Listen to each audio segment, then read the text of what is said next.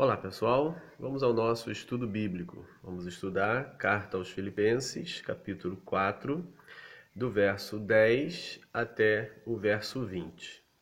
Seguindo a hipótese que temos tomado desde o início, de que a Carta aos Filipenses é constituída por 3 cartas que o apóstolo Paulo enviou aos Filipenses em momentos distintos, este trecho que vamos estudar, capítulo 4, do 10 ao 20, constitui uma terceira carta. Mesmo sendo a terceira carta, ela pode ser deduzido que foi enviada como a primeira das outras duas. As outras duas, como já abordamos nos vídeos anteriores, compreende o capítulo 1 e 2, mais alguns fragmentos, e o capítulo 3 e 4, mais alguns fragmentos. E esse capítulo 4, do 10 ao 20, constituiria uma terceira.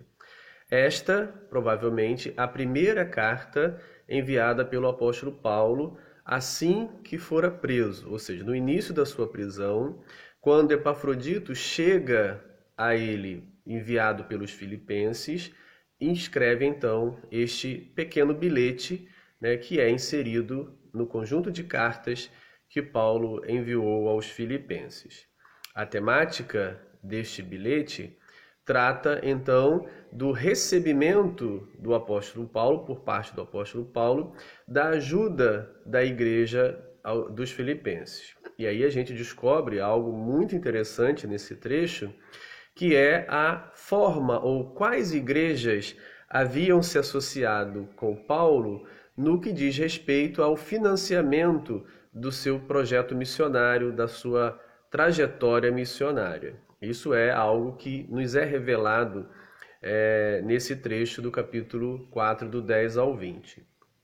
Bem, a gente também observa aqui e pode construir um perfil, assim, não tão preciso, desta relação não apenas de Paulo, mas dos missionários, dos obreiros, dos pregadores itinerantes com suas respectivas igrejas ou com as igrejas nas quais eles iam a anunciar o evangelho. Bem, o verso 10 começa assim: Alegrei-me sobremaneira no Senhor, porque agora, uma vez mais, renovastes a meu favor o vosso cuidado, o qual também já tinhas antes, mas vos faltava oportunidade. Bem, a gente já observa que parece que houve um hiato entre as primeiras ajudas recebidas por Paulo dos Filipenses e esta agora. Ele dá-nos a entender que houve um período de tempo onde ele não recebeu essa ajuda. E ele diz, neste verso 10, que foi por uma questão de oportunidade que faltou aos filipenses. Também ele começa esse bilhete falando da ajuda recebida, ressaltando logo no início a alegria que ele sente pela cooperação dos filipenses. O que ele vai indicar ao longo do texto, que esta alegria não está concentrada simplesmente na ajuda financeira ou no valor financeiro que ele recebe, mas pelo gesto dos filipenses em amá-lo e cuidar dele, e se preocupar com ele, e cooperar com ele e com o anúncio do evangelho.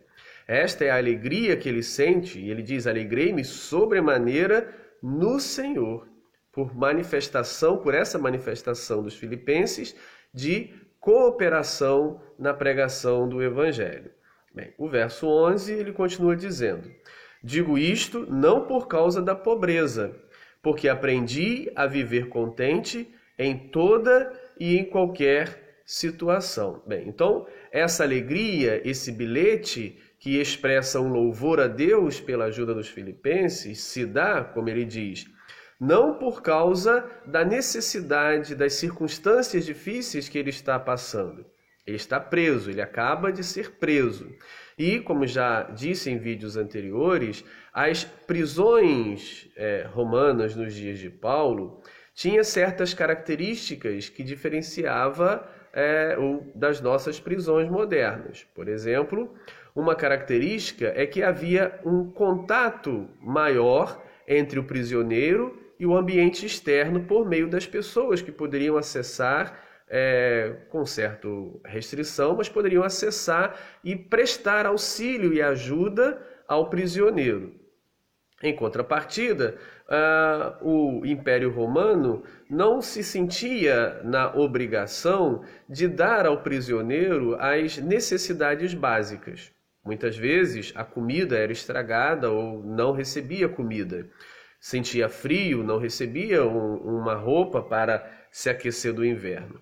Então, essas assistências, quando o prisioneiro possuía amigos do lado de fora, ele poderia receber. Assim, na carta aos Filipenses, nós já observamos que a igreja dos Filipenses envia o Epafrodito para Paulo, e este Epafrodito vai dar essa assistência a ele na prisão. Ou seja, enquanto o período que ele está preso, o Epafrodito vai dar a ele a comida necessária, o agasalho necessário, o tratamento médico necessário. Ele vai servir como um ajudante de Paulo enquanto preso. E para isso precisa-se de recursos. Então, esses recursos estão vindo ou acabam de chegar dos filipenses por Epafrodito, que vai prestar esse serviço. Então, realmente vai melhorar as condições prisionais de Paulo. No entanto, a alegria que ele expressa aqui na carta não é pelo fato de que ele está sendo aliviado nos seus sofrimentos no cárcere, mas pelo gesto deles em relação ao Senhor, pois ele diz: digo isto, ou seja, manifesto a minha alegria pela ajuda de vocês, não por causa da pobreza, porque aprendi a viver contente em toda e qualquer situação. A palavra grega traduzida por viver contente é autarques. Autarques tem um sentido de satisfeito, de estar pleno, não porque todas as necessidades foram supridas. Estar satisfeito porque aprendeu-se a viver com pouco e contentar-se com pouco. Um sentido mais exato para a palavra autarques é autossuficiência. Ou seja, ele manifesta aqui, ele aprendeu a viver contente na pobreza, não por causa da pobreza, porque aprendi a viver autossuficientemente. Ou seja, aprendi a viver de um modo que eu consigo dar conta das minhas necessidades básicas. Não seria uma autossuficiência de Deus ou das pessoas, mas uma autossuficiência, a capacidade de prover o seu próprio sustento, como ele vai dizer em 1 Tessalonicenses capítulo 2, verso 9, escrevendo aos Tessalonicenses, ele vai dizer que ele, enquanto estava no meio deles, deu conta do seu sustento. Vai dizer por capítulo 1 Tessalonicenses 2, 9. Porque vos recordais, irmãos, do nosso labor, do nosso trabalho e fadiga, e de como noite e dia, labutando, ou seja, trabalhando, para não vivermos a custo de nenhum de vós, vos proclamamos o Evangelho de Deus. Então, essa capacidade de prover o seu próprio sustento, de ter uma certa autossuficiência no seu sustento, ele aprendeu. Então, a questão aqui não é a situação difícil com que ele está vivendo, pois ele diz: aprendi a ser autossuficiente. Quando as igrejas não ajudam, não cooperam, eu não passo fome, eu dou o meu jeito, eu trabalho, eu corro atrás. E ele diz: em toda e em qualquer situação. Verso 12. Tanto sei estar humilhado, como também ser honrado. De tudo e em todas as circunstâncias já tenho experiência, tanto de fartura como de fome, assim de abundância como de escassez. Então essa autossuficiência dele faz com que ele consiga viver em todas essas circunstâncias. Tanto sabe estar humilhado como honrado. A expressão traduzida por humilhado e honrado, na realidade, ao pé da letra, significa pobreza e abundância.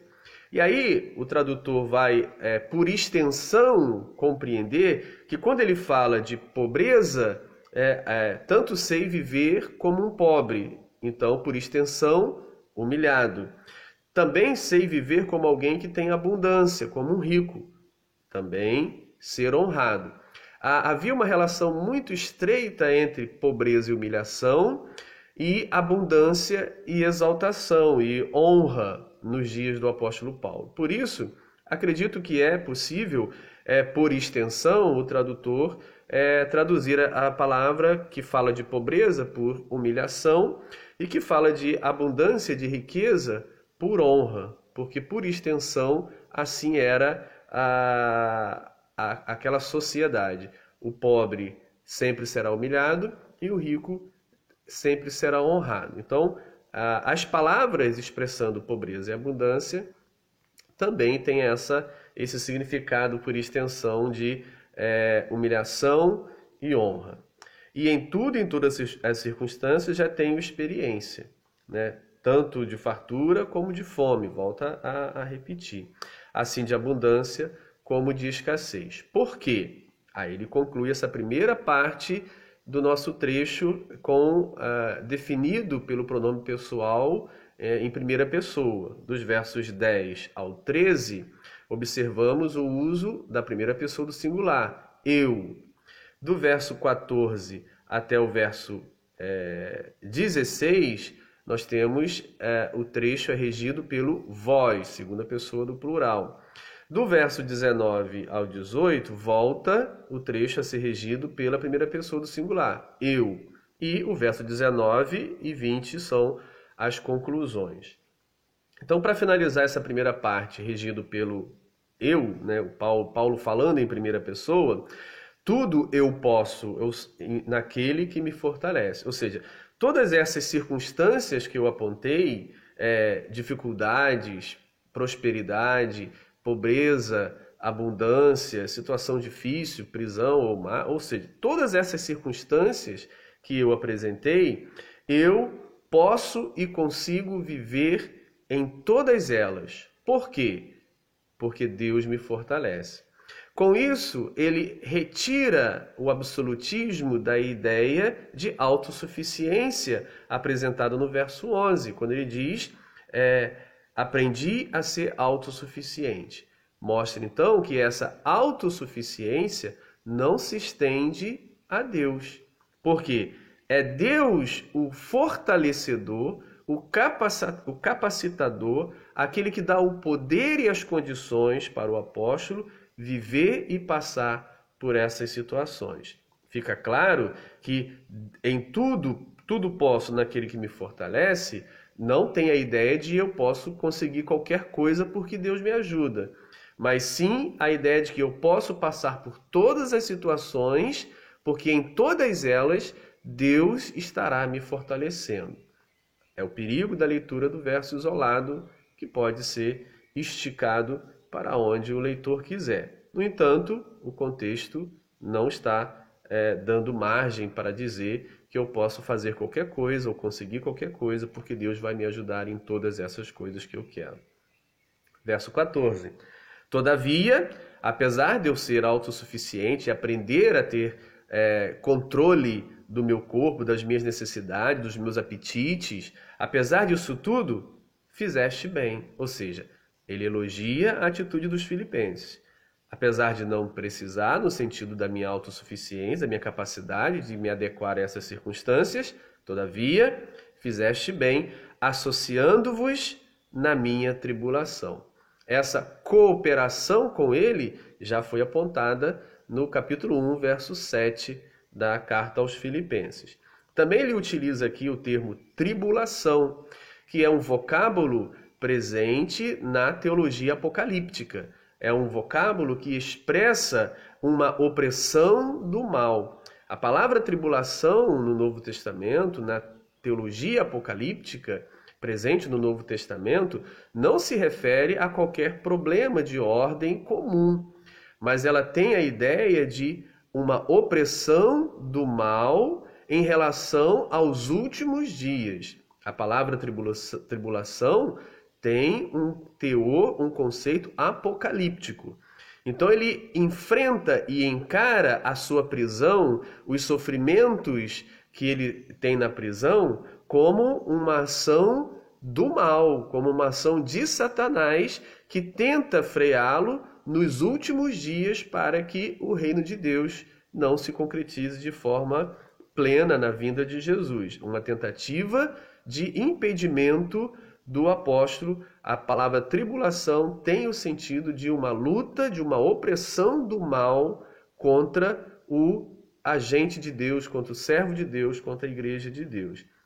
Então, eles se associam com ele na sua tribulação, ou seja, eles passam juntos, eles sofrem o dano juntos. Essa associação faz com que os filipenses se insiram também nesse momento final de luta contra Satanás.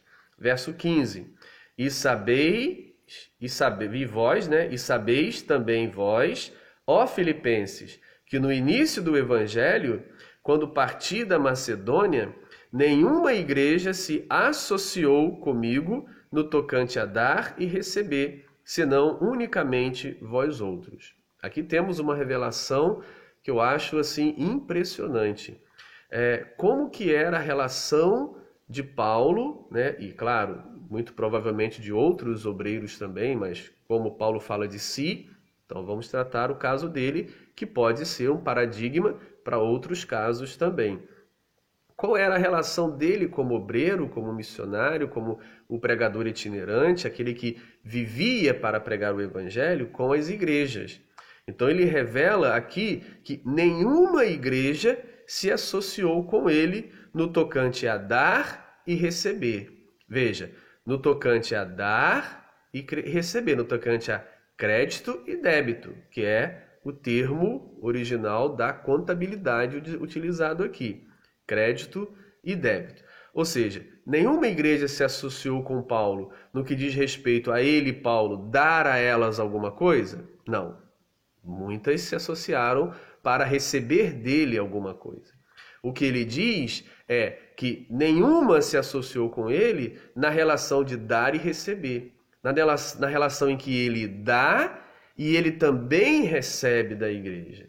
É nesse tipo de relacionamento de dar e receber é que ele diz: apenas vocês, filipenses, se associaram comigo nesse tipo de relacionamento em que eu pude dar a vocês muitas coisas e receber de vocês muitas coisas. Com as outras, certamente ele dava e não recebia. Exemplos não nos faltam nas suas cartas. Por exemplo, na carta aos Coríntios, onde ele diz, na primeira carta, capítulo 9, a partir do verso 1, faz uma exposição longa a respeito do direito que ele teria como enviado de Jesus, como apóstolo, como pregador da palavra, de ser sustentado pelas igrejas.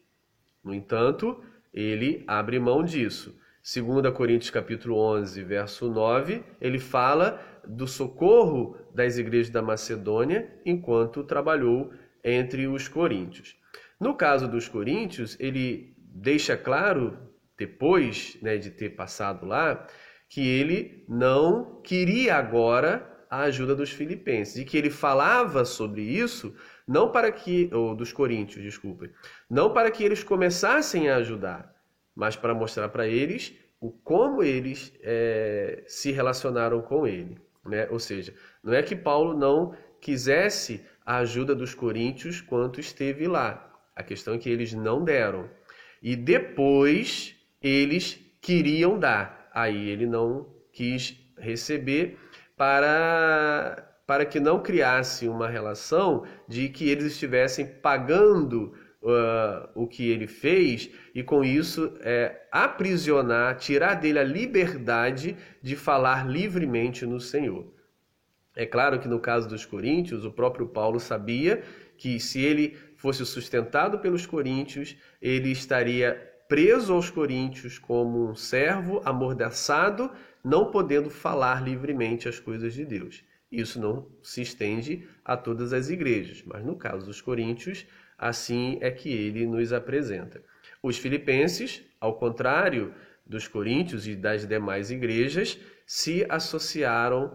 os filipenses se associaram com ele nessa questão de dar e receber, como ele diz, senão unicamente vós outros. Verso 16, porque até para Tessalônica, ou seja, Não apenas agora, quando ele está preso, que envia Epafrodito para cuidar dele, com recurso financeiro para financiar esse cuidado, mas também quando ele estava na Tessalônica, ele diz: mandaste não somente uma vez, mas duas, o bastante para as minhas necessidades. Então, essa relação de dar e receber não aplicava apenas quando ele estava entre os filipenses, dando aos filipenses o ensino da palavra.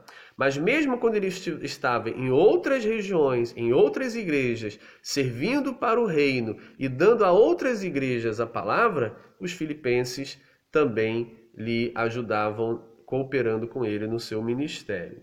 Verso 17. Agora volta para a primeira pessoa, o eu.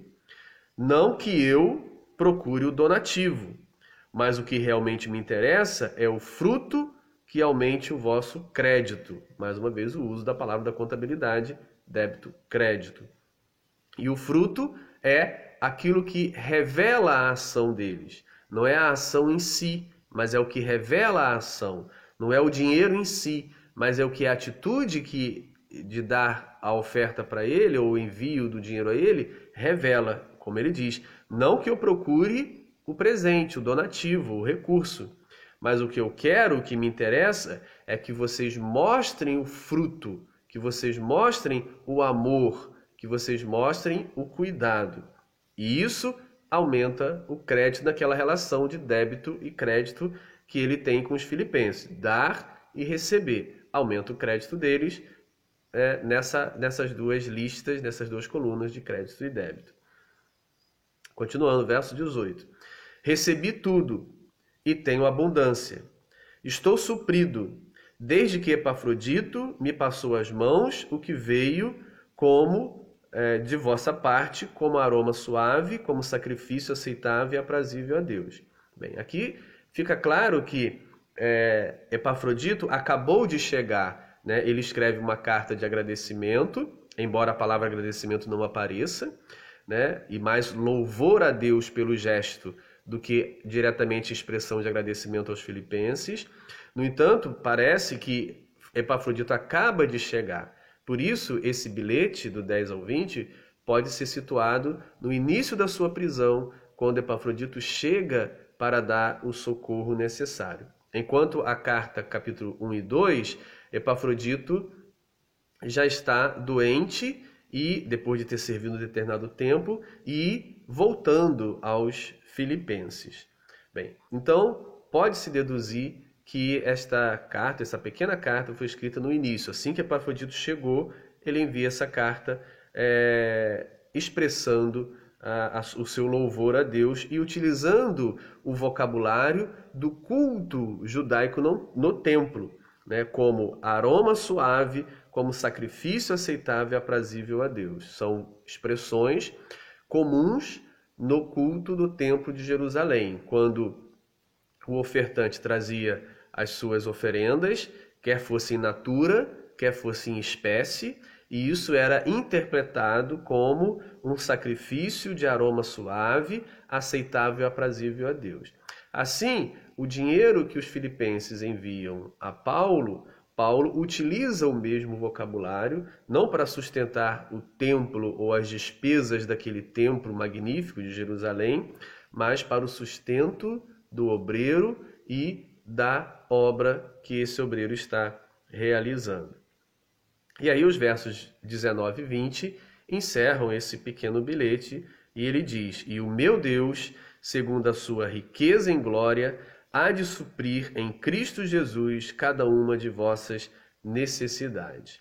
A tradução da palavra endoxa, da expressão endoxa, por riqueza em glória, pode também ter o sentido de generosidade, daquilo que é magnífico em Deus. Então, poderia ser assim: e o meu Deus, segundo a sua generosidade, segundo a sua magnitude, há de suprir em Cristo Jesus cada uma de vossas necessidades. Essa é a oração de Paulo, né, pelos filipenses a Deus, que este Deus, que é rico em generosidade, possa suprir as necessidades dos filipenses diante da manifestação da generosidade dos filipenses. E aí encerra o bilhete com a sua exclamação muito comum, já apresentada, por exemplo, semelhante no capítulo 4, verso 9, onde se estaria encerrando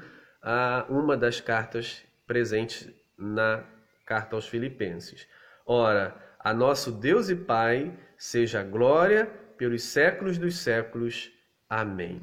Bem, eu acho que fica claro que essa expressão de Paulo, presente também em Gálatas, dá a entender que é uma finalização, principalmente pela expressão amém. Ora, o nosso Deus e Pai seja a glória pelos séculos dos séculos. Amém. É uma finalização. Assim, ele ora a Deus, louva a Deus, pede a Deus o socorro aos filipenses, exalta ao Deus da glória pelos séculos dos séculos, pela atitude dos filipenses. O que se destaca nesse pequeno bilhete de Paulo aos Filipenses é a generosidade, é a associação dos filipenses com Paulo na obra do Senhor, na obra que o apóstolo Paulo estava realizando, e agora prisioneiro, passando as necessidades, não podendo pregar a não ser pelos guardas,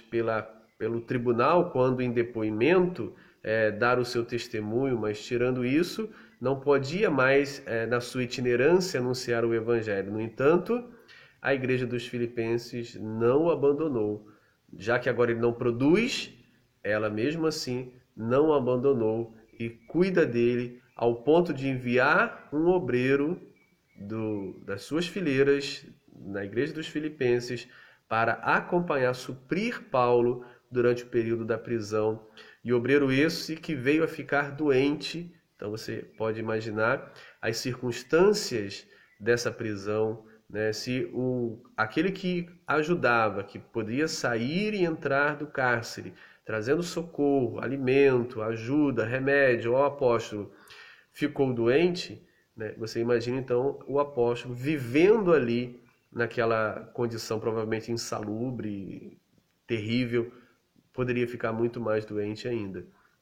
Então você percebe o amor dessa igreja aos filipenses pelo apóstolo Paulo, que então o leva a escrever esse bilhete, louvando a Deus pela atitude deles. Um abraço.